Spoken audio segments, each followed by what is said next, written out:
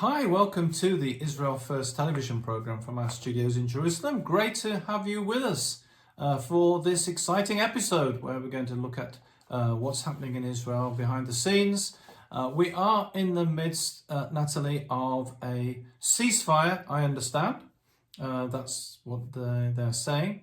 We're also in the midst of a hostage release program that's going on. The hostages are being released slowly.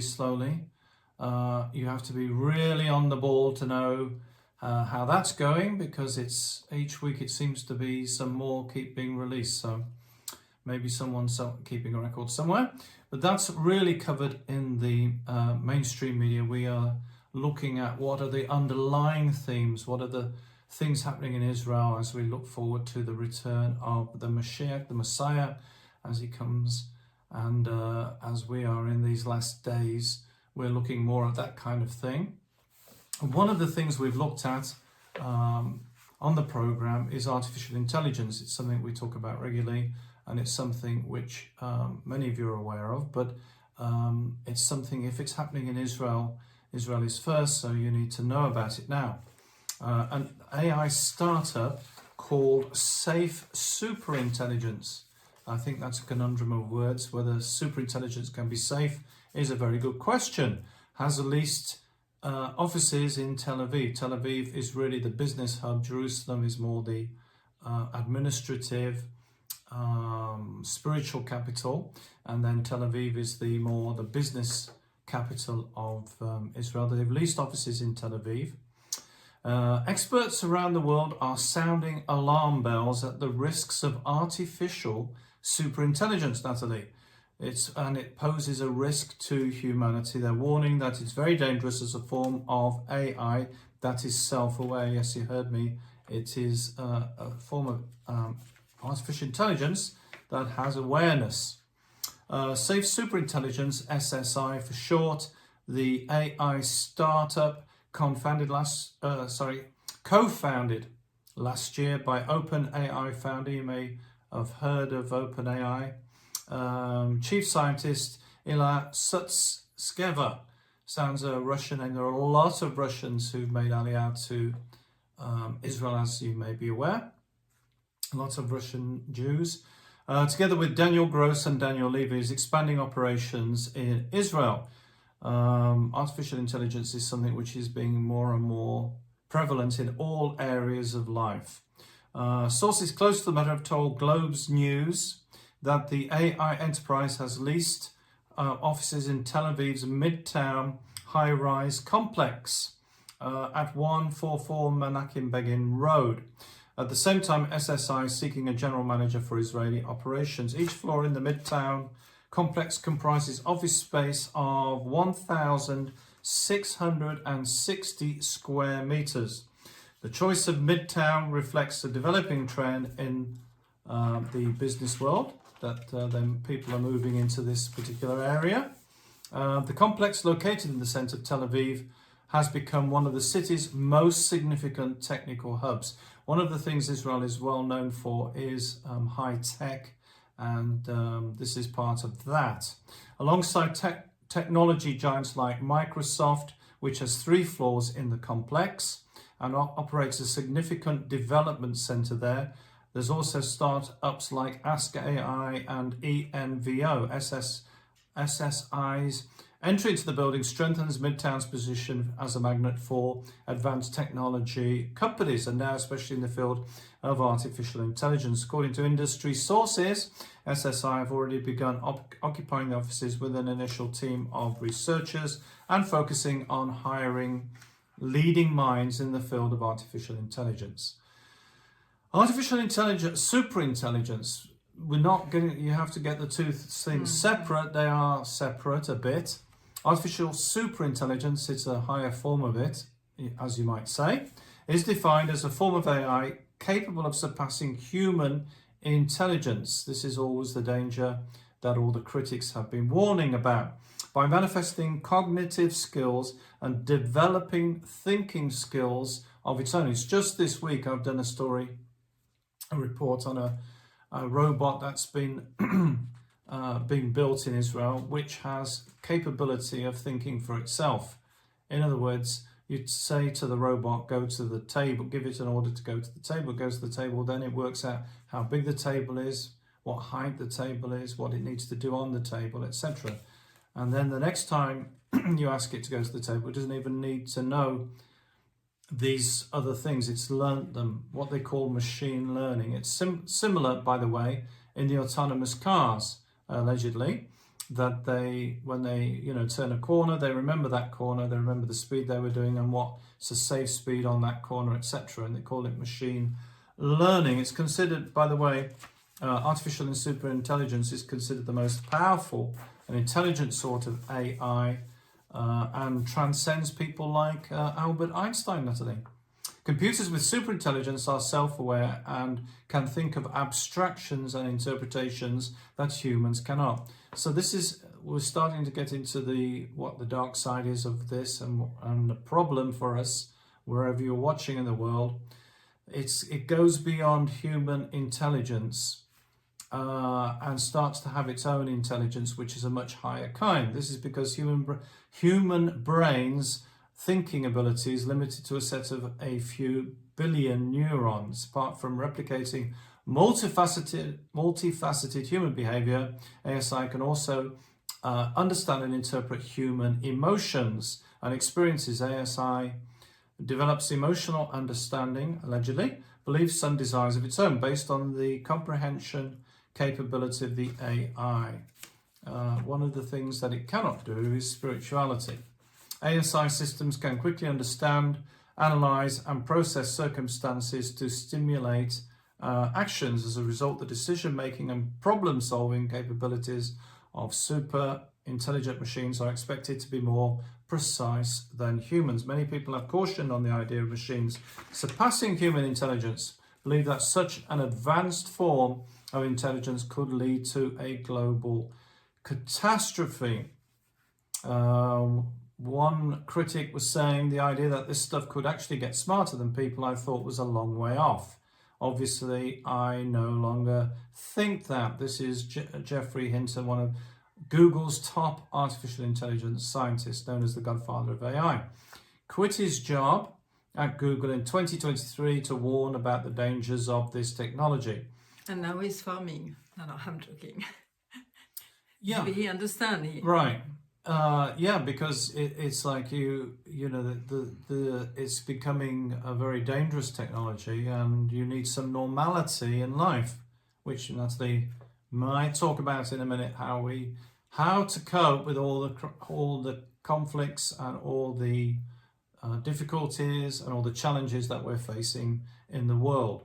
If such systems are unregulated, they could have dire consequences. Superhuman capabilities in programming, research and development, strategic planning, social influence and cybersecurity could self-evolve and take positions that could become detrimental to humans. Now, one particular Israeli company have already started sacking, I think it's even up to 100 people, I could be wrong. Up to 100 people have been sacked for AI. They're just being replaced by computers. In Israel, there are questions being asked as to whether the Nevada's Israel AI supercomputer, we've already got a massive supercomputer, we've talked about that before on the program, part of Israel's Project Nimbus, and we've talked about that as well. That Project Nimbus is the government computer system which controls all the cloud services for government ministries. For example, if you apply for a driving license or any other government service, you're interacting with the government computer, and therefore you're interacting with the Project Nimbus. And as we've said, it is a huge computer system, very advanced artificial intelligence. Now, the other interesting thing is this computer isn't just doing cloud services. This computer is linked to everything. So in other words, the camera systems of Israel, the road systems, the traffic lights, you name it, if it's got a camera or smart intelligence, then Nimbus is linked to it. And may I just add, Nathalie, another interesting thing is it may be linked, although some are saying that it's not, it may be linked to private security camera systems as well as local authority camera systems. Now you seem to get the huge amount of surveillance, huge amount of access or information that this computer can take. There have been protests about Project Nimbus by Google employees who are concerned about its use on a military basis, which is another thing I think I've talked about being used in the Gaza war. Award-winning outlet The Intercept, some of you may have heard of it, said the advanced AI capability of Nimbus could easily augment or add to the ability to surveil people and process vast stores of data. Materials obtained by the Intercept show that Google briefed the Israeli government on using what's known as sentiment detection. What are we talking about? The computer can recognize if you're hopping mad or if you're at peace or happy, and whatever state you're in, it can recognize it. Apparently, emotion detection facilities, and a lot of the buildings. Yeah, we heard about that already. Yeah, it's something which the Nimbus is able to do. So, but it's interesting, Nathalie, because they're building all these buildings with smart systems. So this computer can, in theory, access all these different systems. Now, in a dangerous move, we've had in the news, Israeli scientists are fusing together human brain tissue and electronic chips. I don't know if you're aware of that. It's something, it's not new, and it's kind of Elon Musk-ish. Critics say scientists at Hadassah Hospital, by the way, is one of the main hospitals in Israel. It is the main, I would say probably the main, or one of the biggest hospitals in Jerusalem is Hadassah Hospital. Many of you may know it. And Hadassah Hospital has research facilities, and critics say scientists at Hadassah Hospital have completely ignored ethics and have played God with stem cell technology. Again, something we've mentioned before. The Physicians Committee of Responsible Medicine has said it has a high potential for severe medical complications. That's fusing human brain tissue and electronic chips. Israeli scientists led by neuroscientist Dr. Nissim Peretz have been working at a lab at Jerusalem's Hadassah Medical Center, developing human brain-on-chip technology with a simulation of behavioral outlets.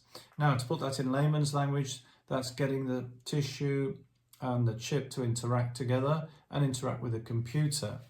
In the lab, Peretz and his team grew brain organoids, tissues that resemble parts of the human brain, in a petri dish from a single cell extracted from urine samples of patients with autism and epilepsy. I would have thought urine samples would not be the thing to use, but that's what they've been using, which was then reprogrammed into a stem cell. The lab-grown brain tissues is transferred onto an electronic chip, which is connected to a computer. So it's really kind of like a Frankenstein monster kind of scenario that we've got here. I'm really not sure of the ethics, what they're doing in this research. By the way, I mention all this story to say that this is just that's publicly known about. We do not know a lot of things that are being developed in biolabs in Israel. We're not. Yeah, the Weizmann Institute. We do not know what exactly they're up to, but we do know that in Ukraine, biolabs were raided by the Russians because of concerns as to what was happening there, although I've not read anything as to what was discovered, etc. But this is very concerning that people are doing this kind of research with human cells. God made us in his image. It was God that made us, not man. And for man to start taking control over this, I believe, is very dangerous. It reminds me of the Tower of Babel, where they were trying, it was like, we're trying to reach God, we're trying to be God. Right. And when God said that, it's like, And which was interesting because at that time, it's in Genesis 11, they were speaking only one language, which was the Hebrew language. And then God had him who make many languages, so they could not speak together. And it's because he knew that if they had only one language, in unity, they could do anything. Is what is written in Genesis 11, which is amazing. It's like, you can do anything if you're in unity. Well, this Frankenstein lab scenario is important for you to know because Israel is first, and if it's happening here in Israel, guess what? It's happening where you are, and it's something to be very, very concerned about and to stand up against. We need as believers to say this is wrong, and not to be afraid to stand against this. Now, Nathalie, you've got some things to share with us about how to cope, how to be able to go through what we're going through, all the challenges you're facing personally, all the challenges that we're facing in these end times. Yeah, so the interesting thing, in the gospel, Yeshua, Jesus say, yes, please, the disciples say what is very important to pray. And Yeshua say the Shema, which is acknowledging God. Is like, God is God and he is my God, so that you can see the relationship, which is again very different to all the things that what's happening in the world right now. And so usually I say the Shema in the night before going to bed and praying for the family. But I don't do it in the morning, jumping out of the bed and and suddenly having challenges. I get up thinking about my challenges, and God say, no, I'm on my throne. Do you remember the Shema? And he's like saying, he's God, he's on the throne. So in the morning when you start, you focus on him and not on all your problems. And right now, everybody has problems, everybody has challenges. So it was very strengthening me today to think, yes, God is still on his throne. Nothing is like, he knows exactly what's happening. So this is very interesting. But I have also something else which is very interesting. Is like kana or kana. It means zeal or being jealous, because it's the same name in Hebrew. Being zealous and being jealous is the same name. It depends on the context, how they translate it. And quite often, it's not always translated the right way. And when it's jealous, it's more inside of you. And when it's zealous, it's more for something outside of you. And we can see a lot of different examples, very, very good example in the Bible. One of the first one, obviously, is God, who say, Elkanah, I'm a jealous God, or I'm a zealous God, because he had some emotions. And he's saying, I don't want you to have idols, which is again the same. When you worry, is an idol. It's like you don't put God first, which is very interesting. So he say, hey, I'm jealous, or I'm zealous for you. I want this relationship with you. This is the more important thing. So when you get up in the morning, what do? We connect with him. And is what he desires, is this close relationship with him. So it's very interesting. Now there is another passage also that I really love, because I've done some discovering, like understanding the story of Israel and the Torah, the Bible, more and more deeply with the Hebrew language. Now you know the story of Rachel. Rachel, again, is said she's jealous of her sister. Her sister Leah start to have a lot of children with Jacob, and Jacob loved Rachel, and Rachel loved Jacob, and she's having no children, and she said, I'm jealous of my daughter, of my sister now, Leah. But we have to see also so we take it very often like, oh, this is not good to be like that, but we have to dig more the story. Why was she zealous? I would say more than jealous, because she knew that it was the time to build the tribes of Israel. Abraham had Isaac, Isaac had Jacob and Esau, and Jacob was the one who was going to build the 12 tribes. Okay, by the way, if Esau will have been a good boy, he will have built also the tribe with him, but he didn't care, and so it didn't happen. So Jacob had to do the work of building the 12 tribes, which means to have 12 sons. And Rachel still see Leah having children, and she said, now I'm jealous because I know I'm a partner with Jacob, to build also with my sister, the tribes. So you can see she was like, I know I'm destined to do something. And in the end, she had Joseph, Joseph was so important. And she had after Benjamin, and she died when she had Benjamin. So again, we see the brothers of Joseph who are jealous of him. Why are they jealous? Because the father loved him more. He gave him a beautiful mantle, and he had dreams. He's the dreamer, dreaming amazing things. And he's like, wait a minute. We are trying to build, again, very interesting. You look at the inside. They were thinking, this is bad that Joseph wants to be higher, because we need to build all the tribes together. We don't want one higher than the other one. But Jacob, the father, knew the destiny. He had prophecy, and he knew that Joseph was very important in the future too. And so he loved him. He could see the anointing already on him. And when he had, funny enough, when Joseph had the dreams, Jacob wasn't saying, oh, this is bad what you are saying. He was pondering, because he was like, okay, what? Because you don't always know exactly what God is doing. And he was pondering of, the ways of God. And so you see them also when they put him in a pit and they go to eat together. I mean, how you just, are going to kill your brother and you go to eat together. This is because they saw that they were doing the right thing, that he was going to destroy all the tribes, and they had to put him aside. But God had another way. Again, the way of God are always higher than ours.